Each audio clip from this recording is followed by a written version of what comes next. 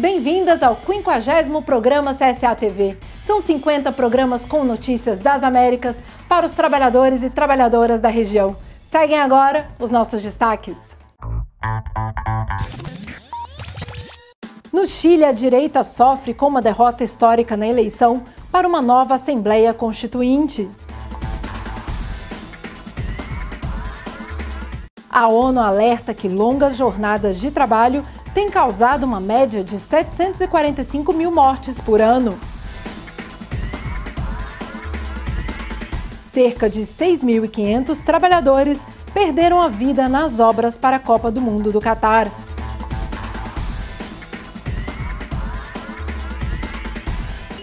Na América Latina, a dívida pública chegou a uma média de 56,3% do PIB em 2020.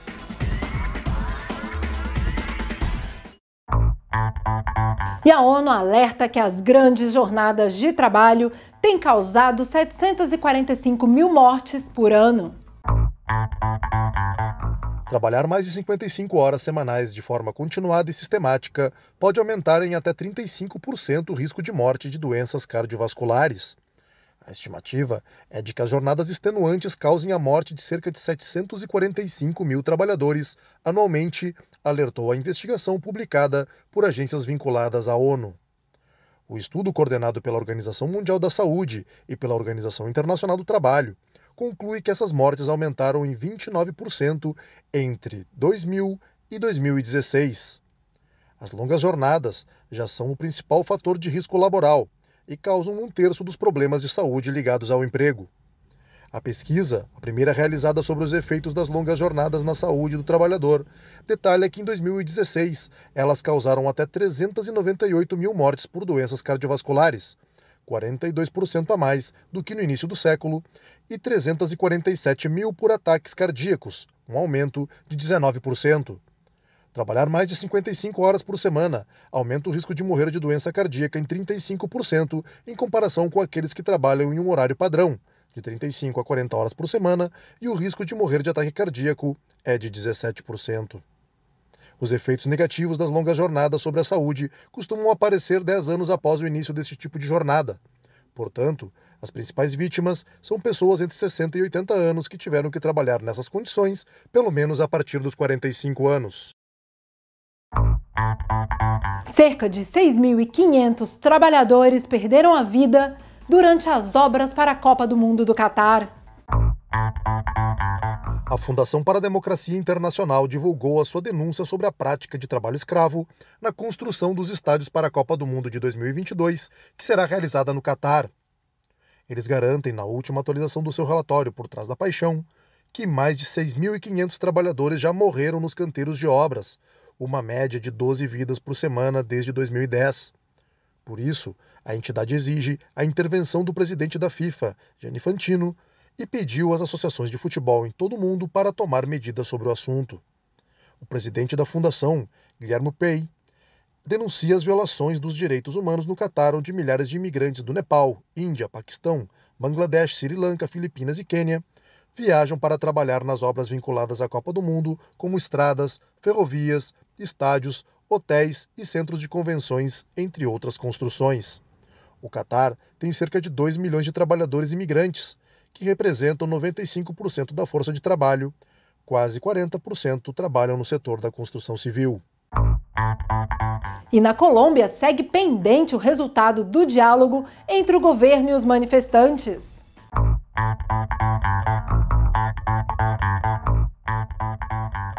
As manifestações contra o governo do presidente colombiano Iván Duque buscam mudanças na política social e econômica, bem como o fim da brutalidade policial contra as marchas que tiveram início em abril. As maiores concentrações ocorreram em Bogotá, onde centenas de pessoas, a maioria jovens, chegaram de diferentes partes da cidade. Viva na terra mais rica e veja o poder nos cérebros dos mais pobres. Chega de repressão ao protesto. E queremos educação sem hipotecas, diziam as faixas dos manifestantes. Além disso, eram frequentes os atos circenses e outras manifestações artísticas que enfeitavam as manifestações em Cúcuta, Pasto e outras cidades da Colômbia. Em Medellín, os encontros de jovens ocorreram em parques onde realizaram eventos culturais e musicais. Também ocorreram manifestações na capital do departamento de Risaralda. onde no dia 5 de maio o estudante Lucas Villa foi baleado enquanto participava de um protesto pacífico. Em outras cidades, como Cali e Barranquilha, as jornadas transcorreram pacificamente. E no Chile, a direita sofre uma derrota histórica na eleição para uma nova Assembleia Constituinte.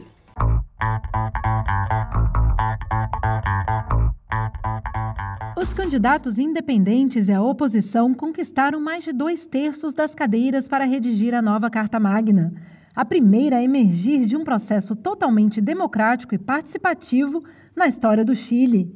A direita, que apresentou uma lista única formada por partidos do governo, é a grande perdedora nessas eleições ao conquistar menos de 1/3 das cadeiras da convenção, percentual necessário para influenciar o texto e os artigos de veto.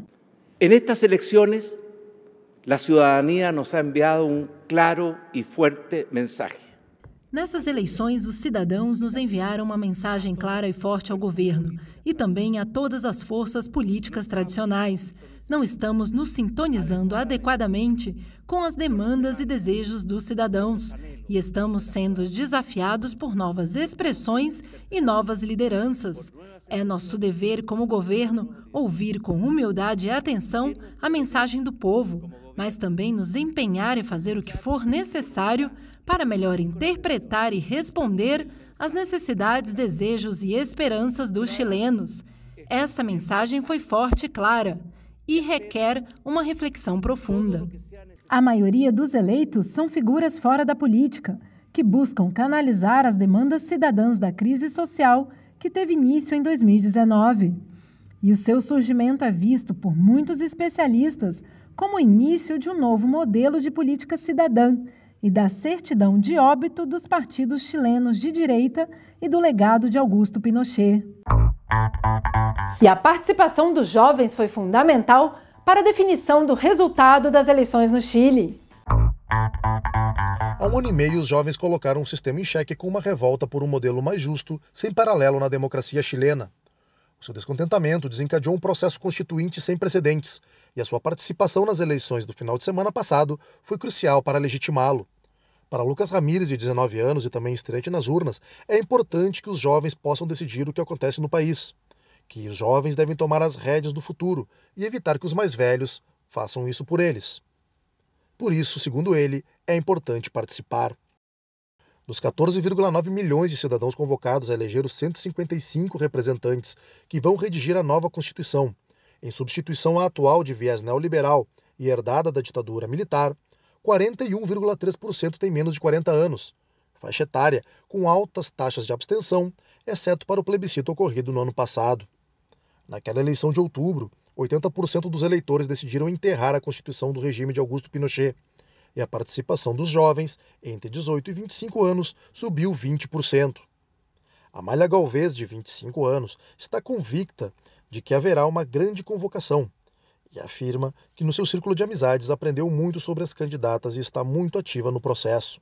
Segundo ela, devemos aumentar a participação de jovens e de mulheres na política do nosso país. A nova Carta Magna deve ser submetida a referendo em 2022 e, se ratificada, será a primeira a emergir de um processo conjunto e plenamente democrático e participativo na história do país. E na América Latina, a dívida pública chegou a 56,3% do PIB em 2020. A dívida pública média da América Latina chegou a 56,3% do PIB em 2020, o que representa um aumento de 10,7 pontos percentuais em relação a 2019. Entre os países que mais aumentaram a sua dívida, destacam-se a Argentina e o Brasil, cuja dívida representava 104,5% e 89,3% do PIB, enquanto os que menos se endividaram foram Paraguai e Chile, com 30,1% e 32,5%, respectivamente. De acordo com o relatório, o Paraguai passou de uma dívida equivalente a 19,6% do PIB em 2019 para 30,1% em 2020, um aumento de 10,5 pontos percentuais sobre o produto em apenas um ano. No entanto, de acordo com os dados do Ministério das Finanças, este número chegou a ser significativo até agora em 2021. E a Confederação Sindical Internacional, a CSI, exige o imediato fim do massacre de Israel contra a Palestina. Essa e outras notícias no próximo bloco.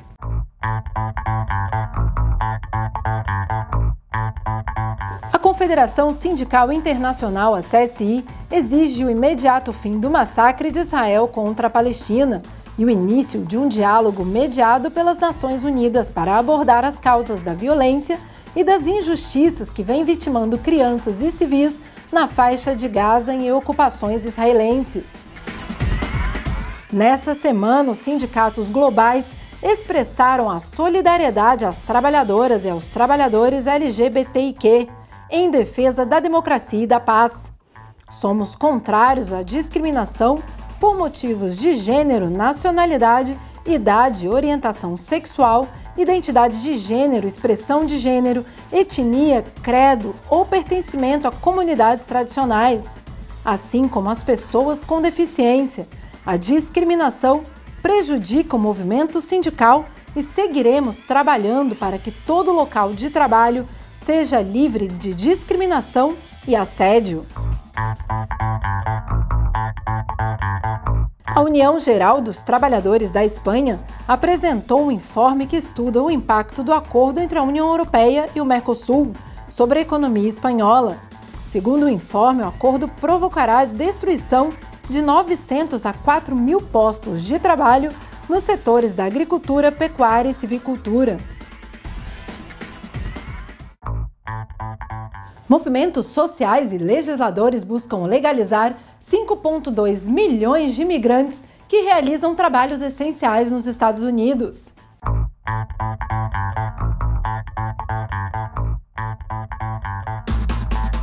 Na semana passada, legisladores democratas, líderes religiosos e ativistas defenderam um caminho para garantir a cidadania a 5,2 milhões de imigrantes sem documentos que realizam atividades essenciais durante a pandemia de Covid-19.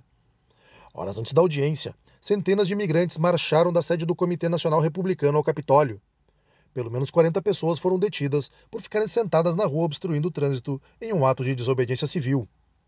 De acordo com um relatório, quase 23 milhões de imigrantes trabalharam em cargos relacionados à saúde, agricultura, produção de alimentos e outras atividades consideradas essenciais. Os imigrantes representam 1 em cada 5 trabalhadores em empregos considerados essenciais. Deste contingente de trabalhadores, cerca de 5,2 milhões são migrantes sem documentos, e quase 1 milhão deles são jovens que chegaram ilegalmente aos Estados Unidos. Atualmente, existem cerca de 11 milhões de imigrantes sem documentos nos Estados Unidos, e todas as tentativas de regularizar a situação falharam no Congresso por mais de 2 décadas. E no Peru, candidatos à presidência assinam acordo e se comprometem a manter a democracia e o Estado de Direito após as eleições.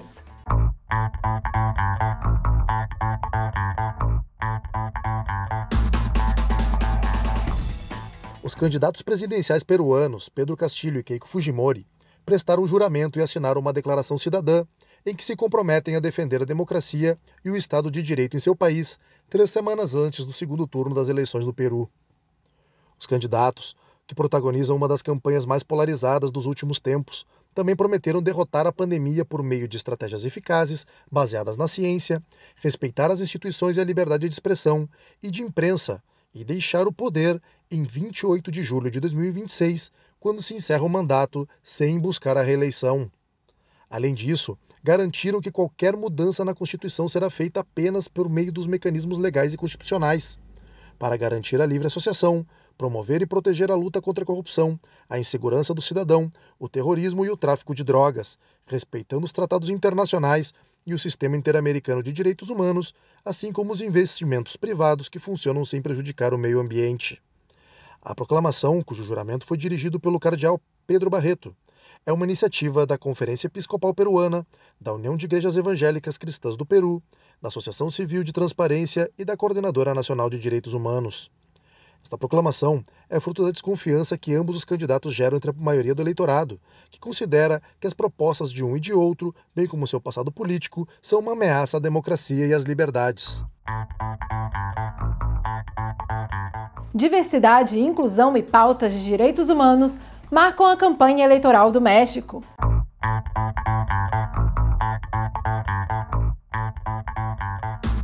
O México realizará o maior processo eleitoral da sua história no dia 6 de junho, com um número sem precedentes de candidatos LGBT, graças a uma combinação de políticas inclusivas realizadas pelo Instituto Nacional Eleitoral e um ativismo cada vez mais visível por parte de alguns partidos. É o caso de Rochelle Terranova, uma artista trans da Cidade do México, que com o movimento Cidadão Liberal representa uma das 44 candidaturas LGBT inscritas pelo Instituto para renovar a Câmara dos Deputados nas eleições. Antes havia aquela lenda de que somos uma minoria, mas para toda a família mexicana tem ao menos uma pessoa LGBT. Então, de qual minoria estamos falando? Terranova espera ir ao Congresso para promover os direitos LGBT em todo o país, mas também uma ampla agenda de direitos humanos que inclui outros grupos historicamente discriminados e pessoas marginalizadas sem acesso a serviços básicos. Segundo ela, o legislador tem que trabalhar para todos. Temos pautas como a falta de saneamento básico de comunidades carentes e uma série de temas para levar ao parlamento. Quase 93,5 milhões de mexicanos irão às urnas para escolher os 500 deputados federais, 15 dos 32 governadores estaduais e os representantes de 30 congressos locais, além de 1.900 vereadores. O INE implementou novas regras para que os partidos pudessem nomear indígenas, pessoas com deficiência, afro-mexicanas, migrantes e pessoas sexualmente diversas. Mais de 5.300 candidatos para vários cargos responderam a um questionário de identidade do INE e 1,9% se declarou como parte da comunidade LGBT. A maioria dos quase 30% está no movimento cidadão, seguida das nascentes redes sociais progressistas, com 16,5%, e do Partido da Revolução Democrática, PRD, de centro-esquerda, com 13,5%. Relatos de corrupção e exploração de imigrantes nas fronteiras entre Haiti e República Dominicana preocupam ativistas de direitos humanos.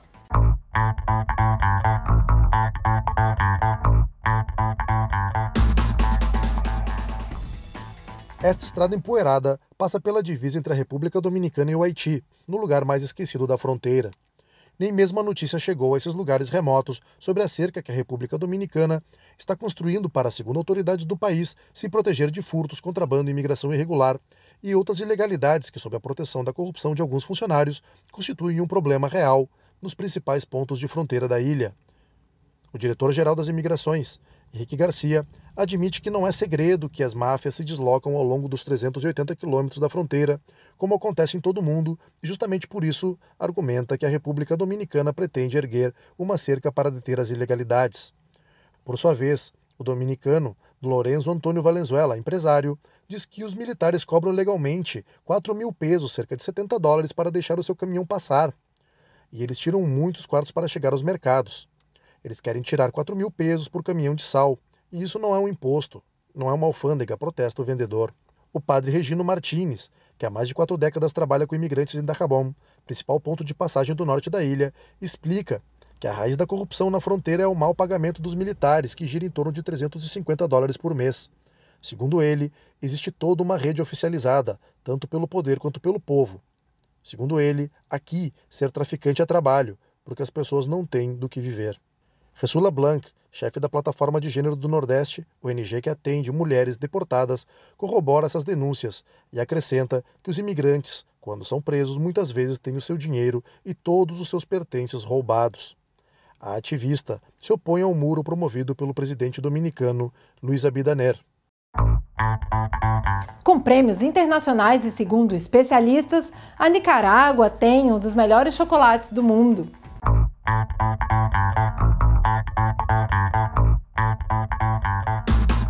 Nos últimos anos, o cacau nicaragüense se consolidou como um dos melhores do mundo para fazer chocolates. E agora o país está prestes a atingir um novo patamar com a criação de uma escola onde as pessoas aprenderão a fazer a grande maravilha da Mesoamérica pré-colombiana. Privilegiada com um cacau diferenciado, a semente nicaragüense se destaca pelo seu aroma e sabor capazes de impressionar desde os mais exigentes aos chocolatras menos experientes. A chefe especialista em chocolates, Maria José Terreiro, demonstrou como o cacau da Nicarágua permite produzir chocolates espetaculares sem qualquer ingrediente além da própria semente do cacau. Segundo ela, a Nicarágua tem matéria-prima e qualidade suficiente para abastecer o mundo com chocolates, neste caso através da escola do Grupo Semija Cacau. O que estamos fazendo é abrir uma matriz em Manágua para formar futuros chocolateiros, porque a Nicarágua tem um cacau maravilhoso, de uma qualidade que o mundo está pedindo, e devemos atender à necessidade do mercado. Entre os marcos do cacau nicaragüense nos últimos anos está a sua entrada em 2015 na lista de países produtores de cacau fino ou aromático da Organização Internacional do Cacau, com nível de aprovação de 100%. Outra marca foi a localização como uma das 17 melhores do mundo no International Cocoa Awards de 2015, realizado na França, e posteriormente, em 2016, a medalha de ouro do melhor chocolate orgânico do mundo na categoria barras de chocolate amargo com um paio 68% em Londres, durante o International Chocolate Awards. E eu sou Carol Coelho, desde a sede continental da CSA em Montevidéu, no Uruguai. Muito obrigada por nos acompanhar.